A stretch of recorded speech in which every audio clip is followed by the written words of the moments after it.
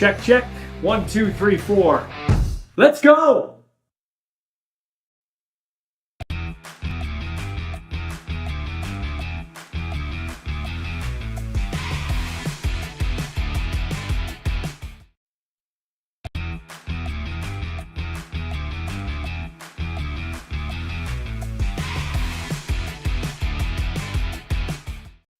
The Dean's back. Ballsy's best bets with the Dean Keith Willoughby. I was 3-1. You were 2-2 last week, I believe.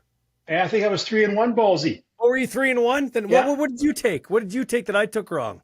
I took the Bombers over the Lions. Oh, that's right. I took Yep. the Lions. I took the Riders. You took the Riders. I took Yeah. the Stamps. You I took took the Stamps. And then I went with Ottawa over Montreal, and Montreal just defeated the Red Blacks in a cakewalk.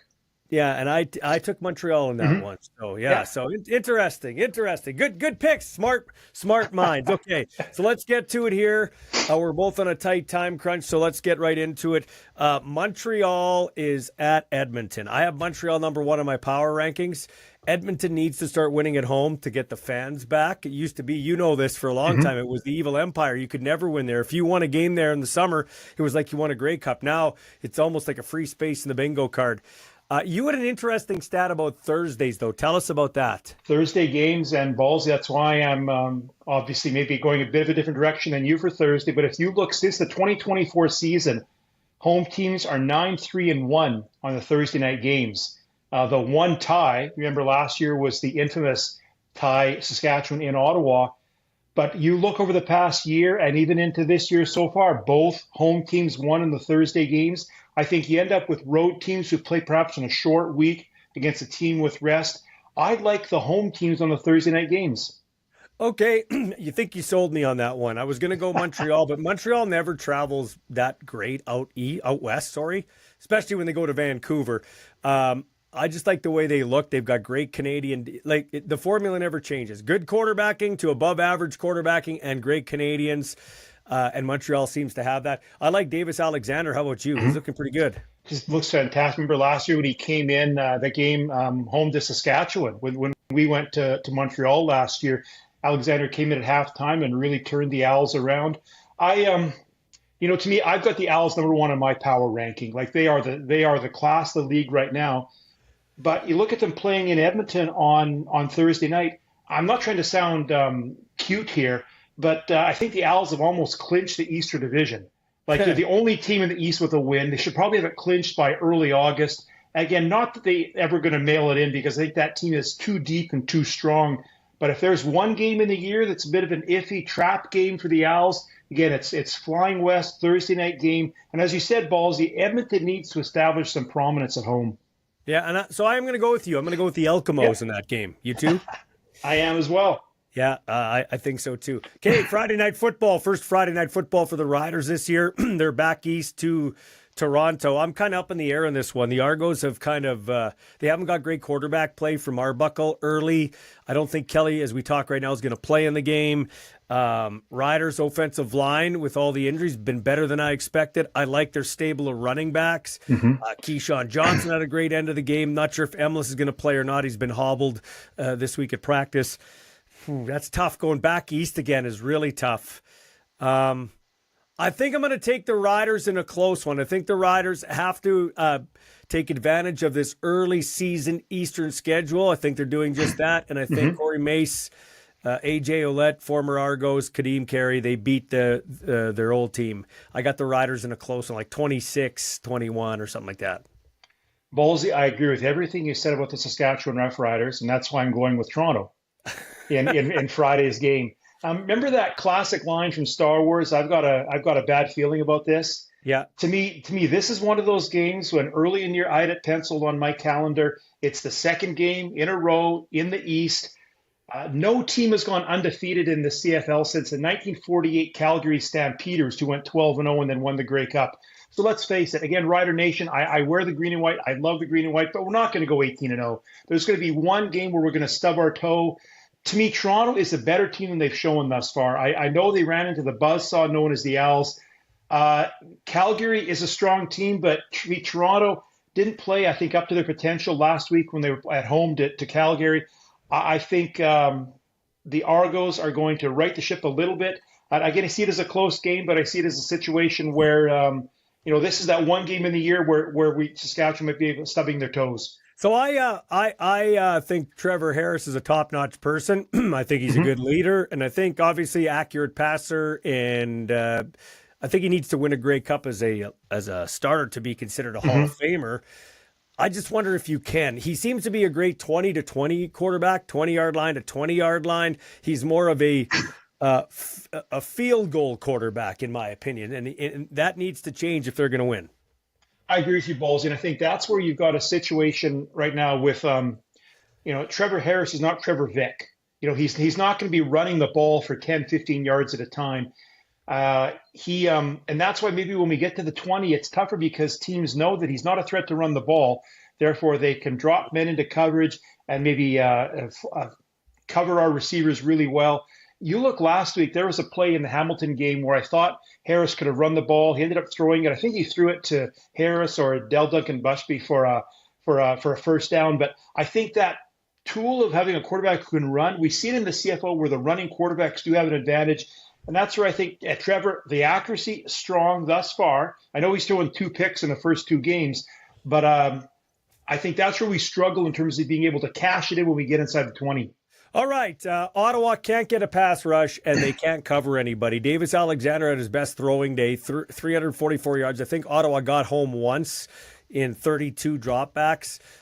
In fact, Montreal receivers were so wide open, they were surprised they didn't have to break a tackle after they caught the ball. I got Calgary 3-0 over Ottawa. I agree with you, Ballsy. Calgary by 17 in this one. They're strong. Again, by Calgary standards, the past 2 years have been subpar because they've been the New England Patriots of the CFL for the past 2 decades. So they were down in 23, down in 24. Looks like Dickinson are getting the troops aligned this year. VA is making the plays. Dedrick Miles doing really good at the running back position. They've got a cadre of talent, and again, I see them going up to a 3-0 start this year in the CFL. So last week I picked against the Bombers, which I probably shouldn't, but I did pick against the Bombers. I thought Nathan Rourke, I just went with the more accomplished quarterback, but Chris Strebler had the game of his life as a quarterback in the CFL anyway. Matthew Peterson, the former Can West player of the week, or of the year, pardon me, runs for 130 yards, 37-yard touchdown behind that great Winnipeg offensive line, which is the best offensive line in the CFL if they stay healthy. And they get Zach Collaros back, and they're going to BC, and Nathan Rourke is iffy at best. I don't think he'll play. I got Winnipeg by a touchdown on the road here. And Ballsy, last week I said, what is it, though? Those 5 words, never go against the Bombers. Yeah. And I'm going to flip after one game.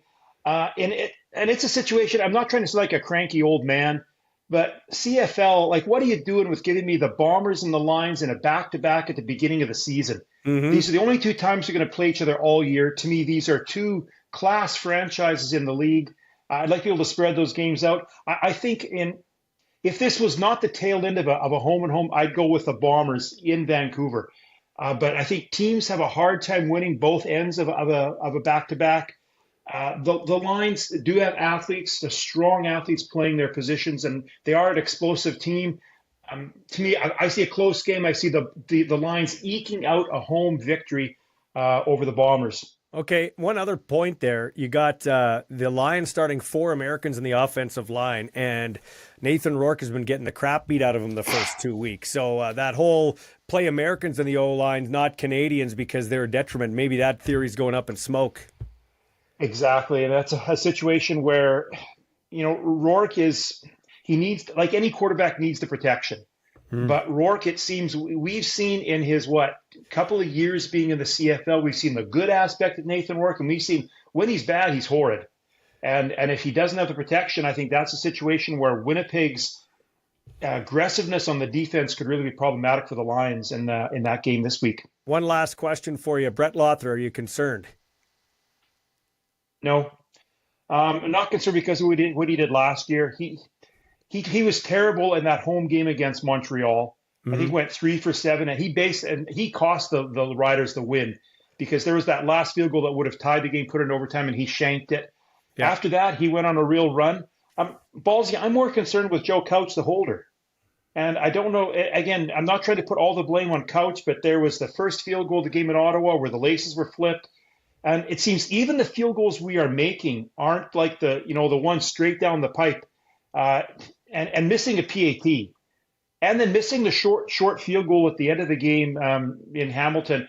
Again, I'm more concerned with Couch because I've seen Lawther be successful. But I will say, if this were the NFL, I think there'd be a barrage of kickers in camp right now to basically put some fuel under Lawther. I trust he'll do well. I trust he'll do better. But I tell you, to me, it's a short leash right now for Lawther. Well, I agree with you. I think he'll be fine too. But I think competition is good for everybody. Look what happened with AJ Ouellette. All of a sudden, they get a 1,000-yard rusher, Kadeem Carey, and he's running like he's a 25-year-old once again. So competition isn't a bad thing. And speaking of competition, James Evans was plucked off the Bombers practice roster, and he was booming punts in training camp for the Bombers. And my spy in the crowd there at practice, he's booming him for the Riders again, and was practicing holding. So maybe we'll see a change there, because he doesn't have maybe all the kicks in his bag, but he can kick the stuffing out of the ball. So that's something I think the Riders need.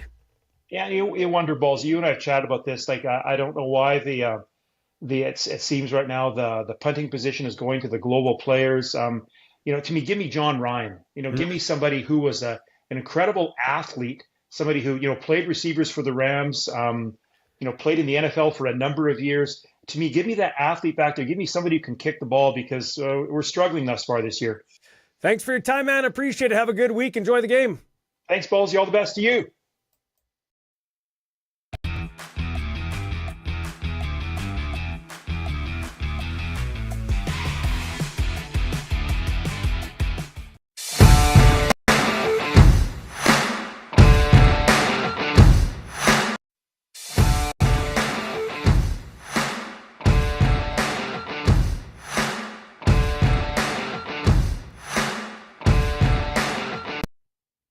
Hey, Ben, give me your synopsis through 2 weeks of the Argos, 0-2 start.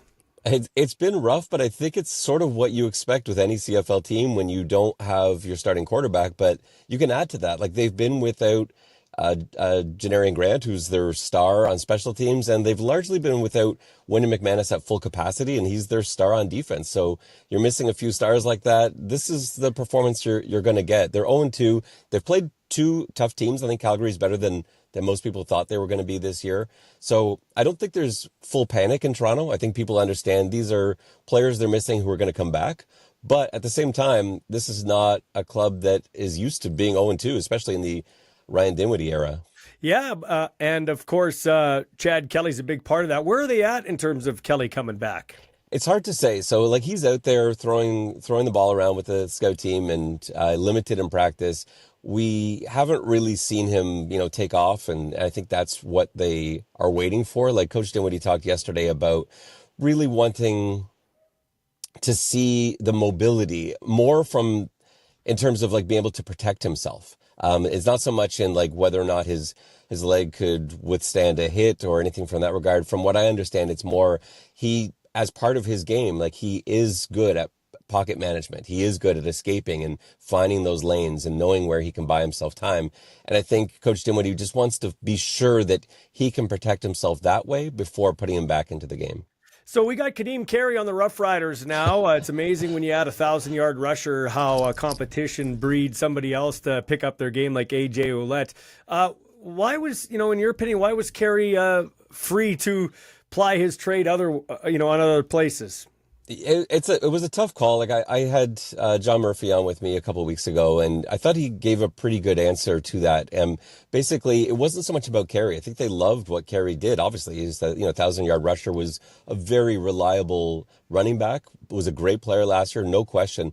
They were just really excited about Mayan Williams and what he could do. He was a player that the Argos brass had their eyes on for a couple of years, and they thought, if he comes in here and he looks like we know he can look, there's a little bit less of a cost associated to that, and you've got a player who's a decade younger. So you're not just building a roster for this season, but it's also for down the road. So it was one of those things where it made sense, even though you were going to let a very talented player in Kadeem Carey go. And so, there are other factors to that in terms of, keeping veterans around on rosters and so forth, and having them commit them and their families to moving into a place, and who knows how that's going to go. But I think for the most part, this is a guy that's a lot younger that we think can do similar things to Carey, and it helps a little bit on the salary cap too. So what are you seeing from the Rough Riders as they roll in 2-0? I have them kind of, in my power rankings, I have them 2 behind the Alouettes. They're taking advantage of some Eastern Division foes right now, but it's never easy to go east, west, back east in back-to-back games. Yeah, that's the thing. Like Saskatchewan, well, let's do the first part of that question. So Saskatchewan looks really good. And that's without some of the pieces that they thought they were going to be relying upon. Like Saskatchewan got hit pretty hard with the injury bug in training camp.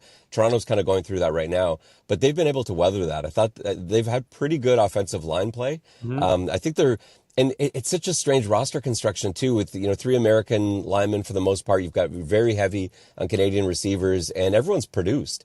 And that defense looks really good. A lot of that secondary is back, and you see Roland Milligan making plays as he seems to not have missed a beat from last year. It's a very dangerous Saskatchewan team, and I think you're right on the money in putting them second. Montreal's a machine. Like they're basically bringing their whole team back, and man, they looked very impressive in week 1, and they just decimated the Red Blacks in week 2. So I think they are one. But yeah, Saskatchewan very much deserving of being the 2-ranked team. I think we need to see more from Winnipeg before we have them in that conversation as well. And I don't think Calgary's swinging at the same sort of pace as Saskatchewan. So yeah, they look great. And they could be setting themselves up as the team to beat in the West. We'll see how that goes. Bigger surprise, Calgary 2-0, Hamilton 0-2. I don't know. I think Hamilton 0-2 probably. Like I thought Saskatchewan was going to be good. I didn't know. I thought they were going to struggle though once I saw those injuries come in. So it is a bit of a surprise. I think I had them in my head being 1-1 at this stage. I thought Hamilton would beat Calgary in week 1, and so that was a little surprising to me. I did think Hamilton's defense would struggle a little bit. I'm surprised they haven't got the offensive production early in games that I thought they were going to. Like they're basically bringing their whole offense back from last year, and then you're adding Kenny Lawler to that. Like that should be this explosive machine, but they took a long time to get going in Calgary. They had moments, I think some people are saying around here they should have won the game last week and just couldn't find a way to get it done. So they're pretty disappointed in their team right now. We're pretty close to the Hamilton fan base here, and so I hear it. There's a lot of disappointment. I think pretty good bet. Calgary could be 3-0 this week. Playing Ottawa. Ottawa can't get a pass rush, and they can't cover anybody. Yeah, they don't look good at all. And now they were without their quarterback last week. As we talked, we've seen that in Toronto, and anytime you don't. Well, Saskatchewan's very familiar with that scenario over the last couple of years. When you don't have your starting quarterback, it's tough to look good, but it is alarming for Ottawa to look bad in so many different areas that aren't really impacted by the quarterback. We'll see. It's interesting that game's basically become like a pick'em. I like Calgary at home. I think that's a tough place to play. Always. I think teams struggle going in there. And so I think you're right. I think Calgary could be 3-0, and everybody seemingly had them at the very bottom. I didn't have them at the bottom, but I didn't have them in the top 4 either. So they've been impressive. So I had the Dean Keith Willoughby on who does CFL simulations. He swayed me. I was going Montreal over Edmonton, but I'm picking Edmonton to win. Edmonton's got to win to get people back there, especially after the Oilers downer. Maybe they can capitalize on that. Montreal isn't a great team traveling west, and Thursday nights for the road teams have proven to be tough because it's usually a short week going on a Thursday night across wherever you got to go. Everyone in the East is on board with you, hoping you're right, because Montreal, if Montreal could go 3-0, they are running away with this division. Nobody else has won a game in the East yet. It's 0-2, 0-2, 0-2, and then you've got Montreal, who's done nothing wrong. So yeah, everyone here in the East is pulling for Edmonton this week, hoping that they can at least keep Montreal within arm's length of everyone else. Yeah, and you talked about if you have your backup quarterback in, it's kind of hit and miss. Chris Strevler played his best game as a quarterback in the CFL. I have flesh and blood in the Bombers camp, and I picked BC to win. I'm going Winnipeg this week. Collaros is back, and who knows what Nathan Rourke does. Yeah, I don't know what Rourke's health status is. Like, I guess they're hoping that he plays. I don't know how much it matters. Like, Winnipeg's had Rourke's number, even when he's been healthy. They just seem to have, some defensive coordinators are great at scheming for particular quarterbacks, and I just feel like Winnipeg's got a plan for Nathan Rourke, and they find a way to shut him down. And you can bet that Zach Collaros is coming in wanting, like, it's like a caged animal having to sit and watch all his buddies out there in week one. I'm sure he can't wait to get out there. So I do expect a performance from Winnipeg. That's a good football team still. It drove him nuts. He was walking in the weight room and going on the treadmill watching the game. He was pacing. He didn't like it at all. I can tell you that for sure. Lastly, good news for the Argos. Hey, 0-2, but you had almost 18,000 fans at the game, or 18,000 tickets sold. Kudos to guys like you that does the X's and Argos podcast, Mike Hogan, but just, on the field and now off the field trying to generate some interest there. Yeah, and it's such a great place. Like, that stadium is such an awesome place to play when it's full. It's always a loud stadium, even when it's not to capacity. But when you pack 18,000 in there, it's outstanding. You've seen some of the photos online where basically all open seating was full, which is what you want. And they can still open the opposite side upper deck, but they don't even have those conversations typically until playoff time. And to have that, almost that capacity, I thought was really cool. I wish it was a better game for them to watch, because 4 points in the opening half, it's such, we've seen the Blue Jays suffer with that too, where you bring in this huge crowd, and you're just, you just want to come off with a hot start to convince these people, especially those who are seeing their first CFL game. You're like, you want to show them what an incredible product it is. It was really unfortunate that they only put up 4 points in that first half, but hopefully it was a good enough environment that a lot of those folks come back. Ben, thanks for your time, man. Check him out, X's and Argos podcast. He's the color commentator on the Argos broadcast network, and have fun this week and enjoy the game. Will do. Thanks so much.